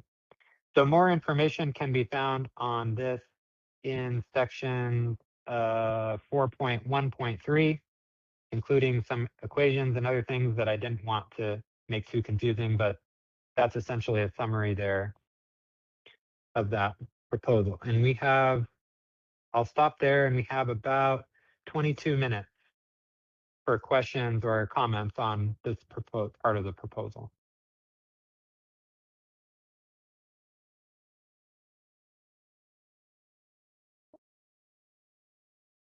Please use the raise hand icon located in the middle of your toolbar. If you have any questions, feel free to send us a chat. I don't see any questions yet unless someone has raised their hand and just double check. Ryan, do you see any raised hands? I do not.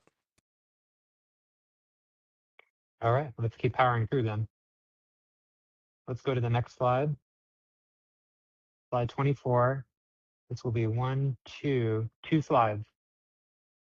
Okay. The last part of this market power mitigation proposal is for the purpose of BA-level market power to target mitigation only to pivotal suppliers. And I just want to clarify that the team is trying to figure out a better way to communicate this term pivotal suppliers. And I want to be extra cautious about its term because it's really in the proposal and in these discussions being used, the same term being used in two different contexts. So let me try, at least verbally, to differentiate what we mean in this context by pivotal suppliers. So in the pre-pivotal supplier test, we have this term called potentially pivotal suppliers, which is essentially the three largest suppliers of withholdable capacity in any given interval become the three pivotal suppliers for purposes of the MPM test. So that in that context, pivotal supplier refers to the three largest suppliers. In this context, what we're talking about is not just the three largest suppliers, but pivotal in a more broad, general sense of being pivotal to the non-competitive outcome, which could be more than three suppliers in this context. So I just want to make that clear, and we'll try to do our best to make that terminology more clear in the next proposal. But essentially how this would work is that anytime you have a group that fails the three pivotal supplier test and is deemed non-competitive for the interval, we would undergo a process where we would look at those suppliers within that BA and potentially only apply mitigation to a subset of them, running them through this algorithm. Essentially, we would take the suppliers within the failed group, and rank them by withholdable capacity, largest and smallest. Within withholdable capacity, including the term for load serving obligation, in this case. So basically, the suppliers with the largest amount of withholdable capacity would be ranked first. And you would run a one pivotal supplier test, starting with the largest supplier. And if the largest supplier fails a one pivotal supplier test, which is essentially saying, is there enough fringe competitive supply in the BAA to meet the demand, or in the group of BAs to meet the group's demand without the withholdable output of the largest supplier? If the answer is no, then the largest supplier would fail this part of the test and be subject to mitigation. If the answer is yes, then you move to the next part, where you go into two pivotal and three pivotal supplier tests from that point. In the one pivotal supplier test, when you have a supplier that passes the one pivotal supplier test, they become what we call in the proposal as the anchor for the next test, which means they're going to occupy and continue to occupy that position in the 2PS and 3PS tests until the algorithm terminates. So they'll always be present. So if we'll have an example in the next on the next slide to demonstrate a little how that works. Then we're going to run the same sort of process, but now using two pivotal supplier tests, and to see if you can find a group of suppliers who are jointly either jointly pivotal or jointly not pivotal. And that then those non-pivotal suppliers become the anchor suppliers for the three pivotal supplier test, and so on and so on.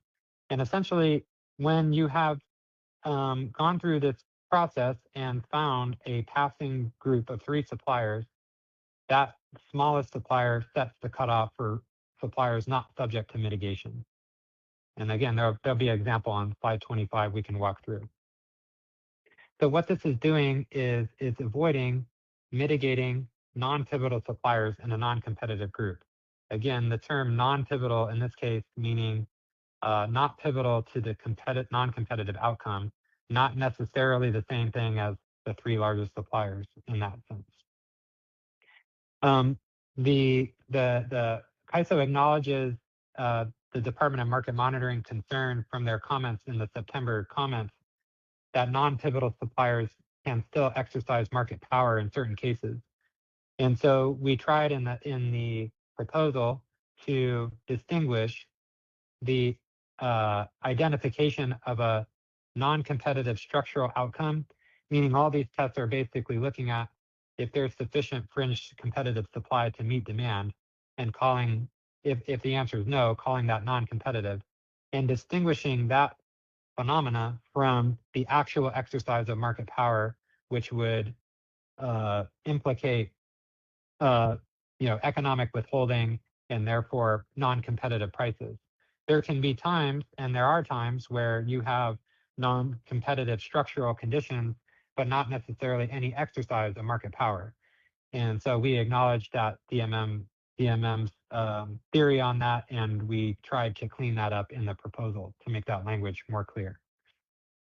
And the Department of Market Monitoring also had concerns around this, that the status quo that all suppliers within a failed BA are subject to mitigation has the indirect benefit of mitigating and limiting the exercise of market power from these non-pivotal suppliers.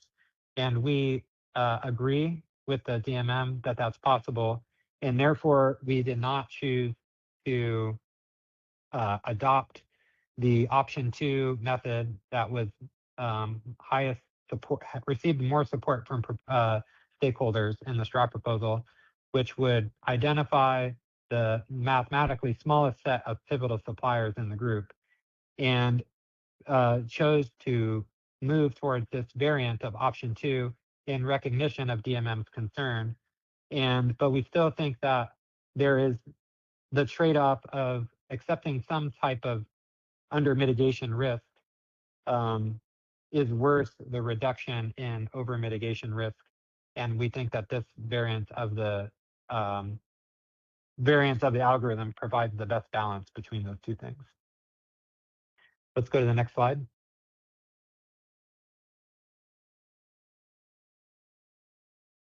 So here's a simplified example. This is from the proposal, in much more detail on the proposal than there is here. But we're going to have a couple steps to this test. First, you have a group of BAs who have failed the test. And in the example, you have 6 suppliers, or at least 6 suppliers that are relevant for the test, maybe more actual suppliers. But you're going to start by ordering them highest to lowest in terms of their amount of withholdable capacity. So we're going to call S1 the highest ranked group, the highest ranked supplier, S2 the second highest ranked supplier, and so on and so on. In the example, we assume that we're going to start with testing S1, and we assume in the example that S1 fails, a one pivotal supplier test, meaning that if S1 decided to withhold all of its withholdable supply, there would not be enough residual fringe supply for the BA or the group of BAs to meet its demand. So then the algorithm flags S1. Then you move to test S2 by itself. Since S1 failed the one pivotal supplier test, now you do a 1PS test of S2. In the example, we assume that they pass, and they become the anchor of the 2PS group, which means that in the subsequent steps, S2 is going to be the first supplier in the group, and you stop thinking about S1, basically. Now we're moving to the 2PS step, and we're going to test S2 and S3 together. In the example, we assume that they fail, and now we're flagging S2 and S3 as being pivotal suppliers. Then we move to S2 and S4, who pass the test and become the anchor of the next 3PS group. So again, now you're moving to 3PS test, and you're testing S2, S4, and S5, S5 being the next supplier in the list. In this example, we assume that they fail, so now you're flagging S4 and S5 as being pivotal. You move to now testing S2, S4, and S6. Remember, S2 and S4 are the pair that anchor, or the anchor pair that passed the previous 2PS test. So S2 and S4 will always be present in the 3PS test, and you just keep going down the list of smaller suppliers. In this case, the example assumes that S2, S4, and S6 pass, And so we set the cutoff at S6, meaning that we look at the suppliers that are flagged through the failed test. And in this case, for this interval, the market would subject S1 through S5 and their resource bids to mitigation, but not for S6 or any lower ranked suppliers. So if there's S6 through S7, S8, S9, S10, none of those suppliers would be subject to mitigation under this algorithm. So again, that represents information you would find in section 4.1.4 of the proposal. And the proposal will have the same example with more detail than I'm providing here, but that's the high level of it. So that concludes that section. We have about 31 minutes we're about 31 minutes ahead for questions or comments on this particular part. Thank you, James. So I do see Alva. We'll go ahead and call on you, Alva, and please introduce yourself if you may. Thank you. Good afternoon, James. This is Alva from PG&E. Can you hear me? Yep, thank you. Great. I was just on this example, because it is fairly complex. I'm wondering what sort of information, is there an expectation that this information, there's sort of an audit trail that's available for all mitigations that would essentially tell the suppliers where they had, these are particular scheduling coordinators, right? Or these are not like BAAs. So they're particular entities that would want to understand why they had failed the market power mitigation test, which is fairly clear today because it's the evidence is in the prices. But how would this information be conveyed, or would you expect it to be conveyed? Yeah, it's an interesting question. I think that can be an implementation detail we can work out, where perhaps there's a way of I don't know the appropriate place, but let's just say through OASIS or through some sort of appropriate reporting, CMRI or something, that there's information available to the scheduling coordinators to know why, or that they were part of this non-competitive group, and maybe other sorts of information that's relevant to them, and sort of auditing those findings. Because you're right, that's not really that relevant today, because if you're a scheduling coordinator in a non-competitive BA, that you're subject to mitigation just by your presence there. But now, when you're only mitigating a subset, there you would preferably be some level of reporting, so that entities can sort of audit and investigate their positioning in these tests. Yeah, I guess a good suggestion. And just to, is this this is done once for a given market, or would it be done for each interval in a market? It would be done for each interval in the market and each failed group separately. Right. So you have a lot of tests being performed here, and if somebody doesn't believe they should have. I mean, because obviously, as you get towards if you're essentially telling smaller suppliers, we're not going to mitigate you unless you get caught by this, sort of like by the tail end of this test. I would suspect those individuals might feel that they're disadvantaged if they're getting mitigated, so they'd want to follow up on that in some detail. Thank you. Just wondering about that. Thank you. Yeah, good question. Thank you. We still have about 28 minutes allotted to this section, so plenty of time if there's any questions or feedback.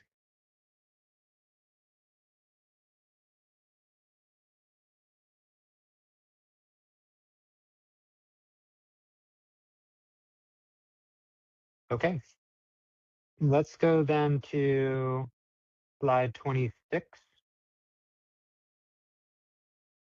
So this is just a summarizing slide. There's essentially, well, I'll say 4 proposals that we're discussing today: the grouping approach, and then a subset of that being the CAISO's positioning and assumptions within that grouping approach, the load serving obligation integration into the withholdable capacity calculation, and mitigation of only pivotal suppliers in a failed group. There are a number of future phase issues that that can be discussed. Obviously, we've talked about applying BA MTM to the CAISO BA as one that we do plan to continue after the governance decision on these items that are here. There are still some entities within this proceeding and in and out of it who still would like the ISO to investigate the potential for conduct and impact testing. And also there was some discussion through the Market Surveillance Committee and through the comments about potential exclusions for very low or negative bids from withholdable capacity that we felt had much broader implications on market power testing and not weighing in on whether or not that's a good or bad idea, just that the implications of that sort of process are much broader than we were hoping to scope in here. And so that's something that we want to not let folks forget about if that's something important to them. And of course, these items can be prioritized and discussed within various CAISO processes for prioritization, including the roadmap and cataloging process, and through RIF discussions and other relevant places for stakeholders to help the ISO form its policy priorities. There's a lot of, we're grateful for your feedback and looking forward to feedback on these proposals, if there are edge cases that we should consider. This feedback on the load serving obligation data and whether or not that those make sense and are implementable, and on both the grouping approach and pivotal supplier algorithms here. And then we're going to be transitioning to scarcity pricing tomorrow.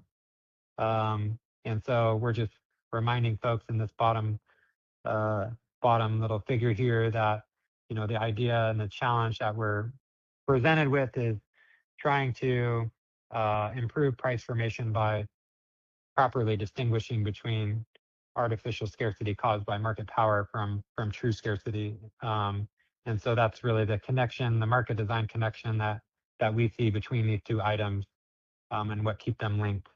I won't go over them, but I will mention that there's some information in the appendix slides 28, 29, 30, and 31 that didn't show up as relevant today, but that's all just information from the proposal that I had set aside just in case it became relevant. And so just if you're wondering why we didn't go over those slides, that was just extra reference material that could be there to cover just in case those types of questions came up.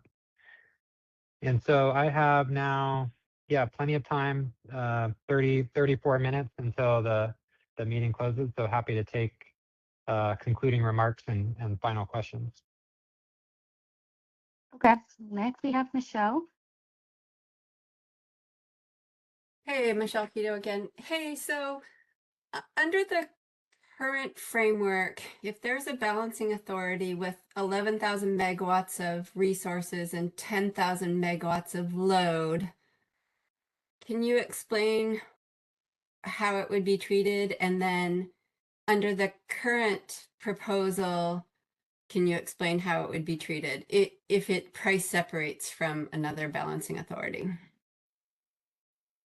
Okay, let's go to slide 22. Yeah, I mean, I guess Thanks. more specifically, if a balancing authority has one sole provider, are you going to find that it has no market power because it only has 1,000 megawatts of withholdable supply, whereas some people might say they have the ultimate market power? Just is that what you're finding? Yeah, so in the current approach, if they have 11,000 megawatts of supply, and assuming all of that supply is physically withholdable, then the current test would say their withholdable capacity is 11,000. And then the revised approach would consider the load serving obligation of 10,000 from your example in this non-withholdable output floor. And so the revised proposal would have the withholdable capacity of 1,000 megawatts. Okay, so then if the withholdable capacity is 1,000 megawatts, would you then not mitigate? Like, I'm just trying to get at, like, under the existing approach, we would have mitigated them and used default energy bids, and now given this sort of new version of it, we wouldn't do anything. And I guess my concern is, what if they bid in 10,000 megawatts at a reasonable price and then 1,000 megawatts at $1,000 a megawatt hour and are able to influence the price in other areas? It's not just withholding that they can, market power isn't just about withholding, right? It's about the ability to affect prices. And so your bidding strategy, like I'm unaffected because I've, self-scheduled 10,000 megawatts, but I absolutely can affect potentially other BAAs with my sort of economic withholding at $1,000 or maybe $2,000, who knows? Yeah, so what would happen then is, okay, so let's say let's say that this BA is in a group of other BAs, just for simplicity. What would happen is then the affiliate associated with this BA would have, for purposes of the competitiveness assessment, the 1,000 megawatts of withholdable capacity, and it would rank the test would rank all the affiliates from high to low, and it would run the 3PS test with the revised calculation to say, if the pivotal suppliers, withheld their withholdable capacity, is there enough residual supply to meet the demand? And if there's not, then this supplier would still be mitigated. And just to be clear, I don't know if you're saying this, but I didn't mention this, but the withholdable capacity calculation is only relevant for the assessment of whether a group is competitive or not. But if that assessment finds the BA non-competitive, then all the bids are subject to mitigation, not just the 1,000, left over. So it's just trying to establish, for purposes of establishing whether the group is structurally competitive, that quantity, if that makes sense. Wait, I'm confused. Can you explain that again? What's the test Sure. used? So let's go, an appendix slide might help me. Let's go to appendix slide 30. This is a big simplification of the RSI concept, but in general, I think it will work for our example here. So the RSI test is generally just supply over demand, and available competitive supply is defined broadly as the amount of supply available after you subtract the withholdable capacity from the three largest suppliers. So in this case, the withholdable capacity that we're calculating for the supplier in your example is 1,000 megawatts. And it used to be 11,000. Okay. It used to be 11,000. Now it's just 1,000. Okay. And you're saying now that the test is saying, is there more? If there's more available competitive supply than there is demand, or equal to, then the test passes and the group is competitive. And if there's not, then the group fails and the group is non-competitive. So then the next step is And in the this actual instance, what would the yeah. determination be? So if the quantity in this case of the available competitive supply, so all the supply from the affiliates that are not in the three largest suppliers, is greater than the withholdable, or let me try that again. The available competitive supply is all of the supply from the non-pivotal suppliers minus the non-withholdable supply from the three pivotal suppliers, which includes essentially in this case the 1,000 megawatts from the supplier in your example, if they're one of the three largest. And in that case, if what's left over, if there's enough competitive supply absent, even when you take out the three largest suppliers, to meet the group's demand, then you have the RSI test passes and the group is deemed competitive and the bids are not mitigated or subject to mitigation. But if they fail, then the bids in that area are subject to mitigation. And here's the next step to connect to your original question. So what we just did there in the RSI is establishing whether a BAA or a group of BAAs is competitive or not. Then the next step is the actual application of mitigation to the bids. And what I was saying is that in your case with your example of a supplier with 11,000 megawatts of supply bid, the application of mitigation to their bids would apply to the 11,000 megawatts and not like the net amount, not just 1,000.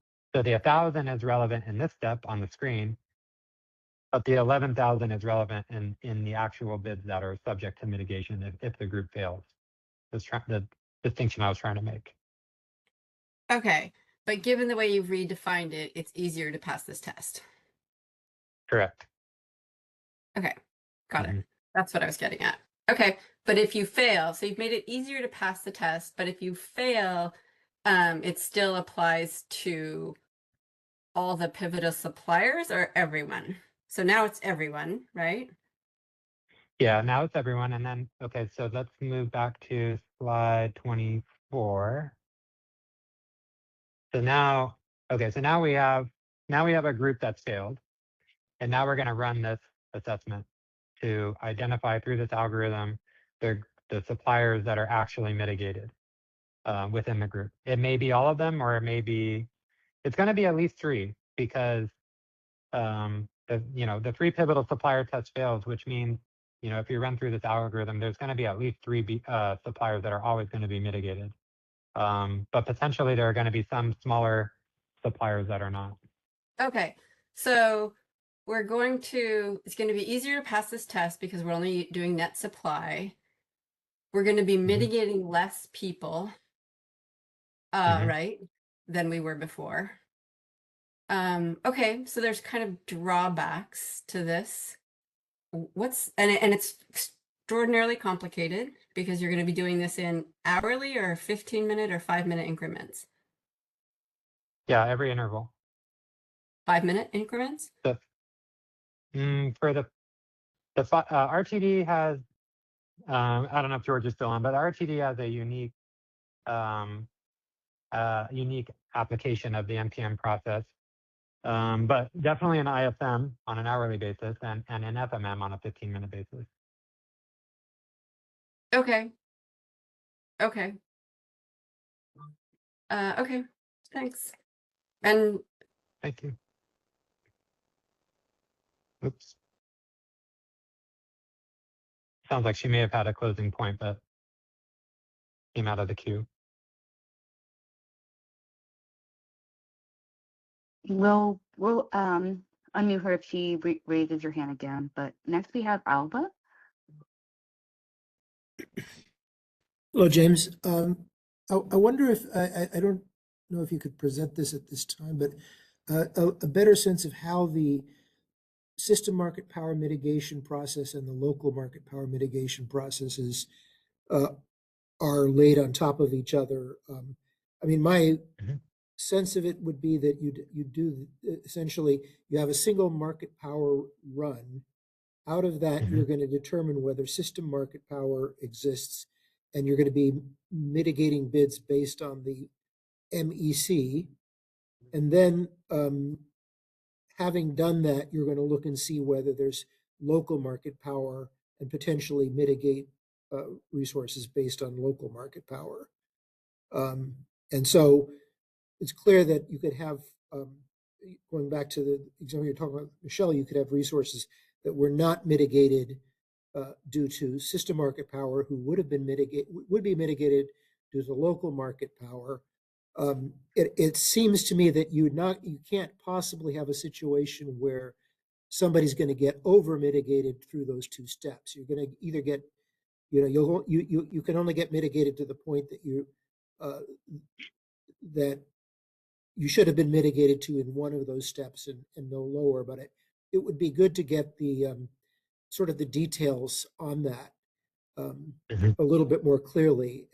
The other thing is, when you do market power mitigation in real time, you frequently do a mitigation test and then have it persist over multiple intervals, even though it might not apply to those multiple intervals. You just sort of say, well, you failed the first interval, so now you're considered to have market power for all intervals.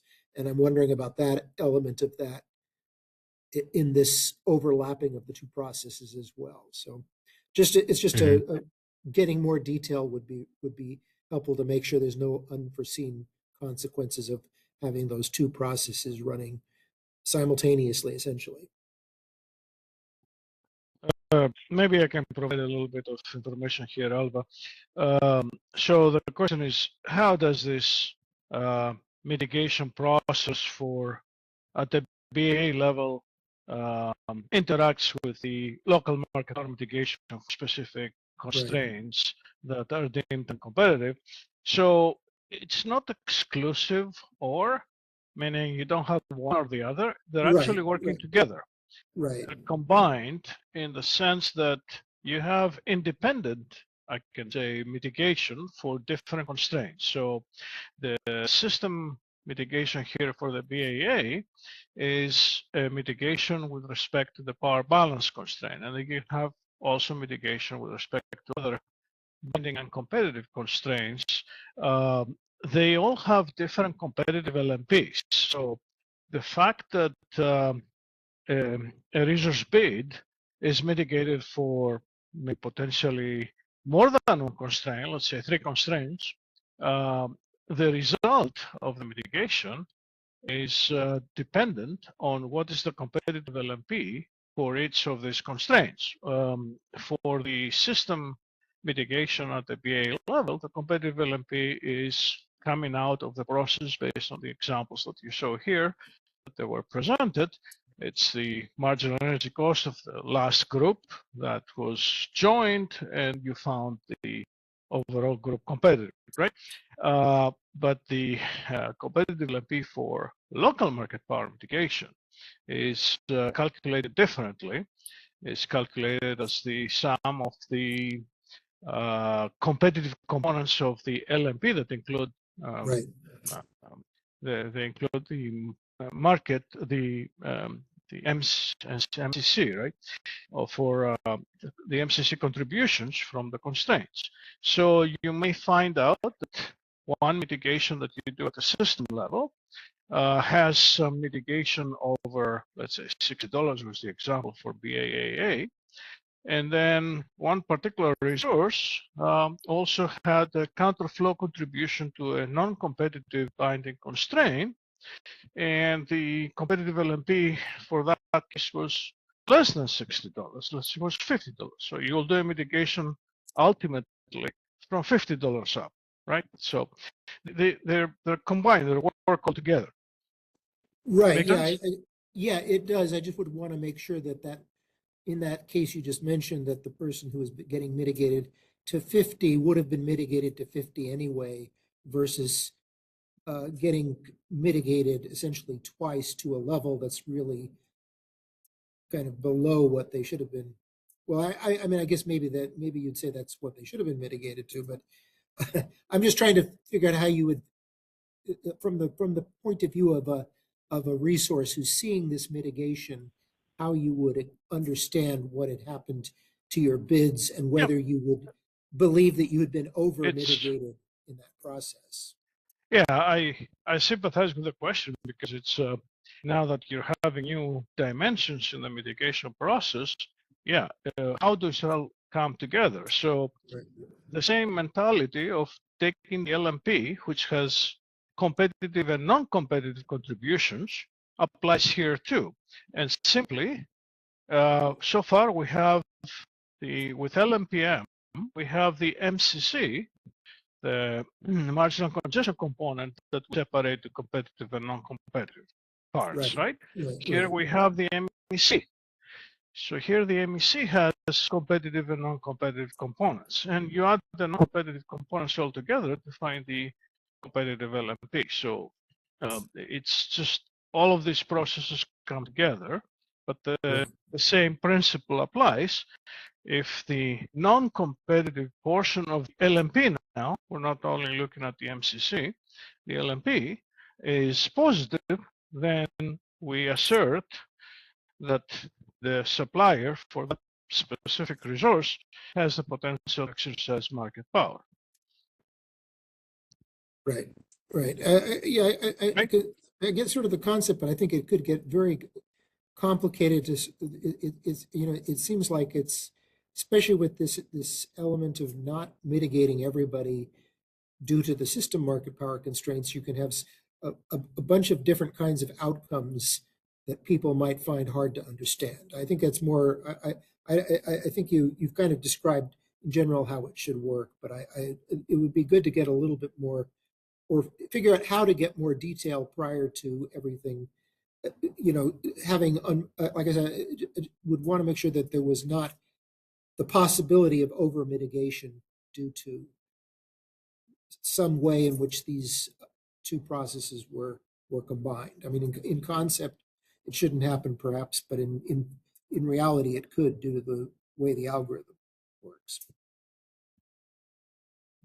What we could do in the next proposal is to extend the examples to have maybe an interaction between Yeah, a local market power and BA level market power, and to play out, mathematically into an example what that would look like.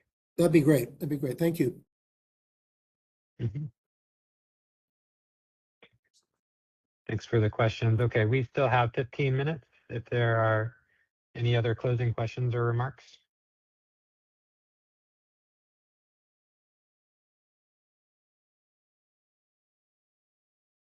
Okay, Brenda, I'll pass it on to you. Thank you so much, James and Alva and George, Danny and Quinn, and a few others from the attendees who have asked questions. We do have another opportunity coming up to ask questions with that comment template that we posted due on July 28th. So I'll go ahead and go to that few last slides that I have here to share for the team. The next steps just also is showing that we may also provide any notices in case we do end up posting any other additional information, but in the meantime, comment template is due July 28th. If you have questions, you can always send them in to ISO Stakeholder Affairs at kaizo.com or myself.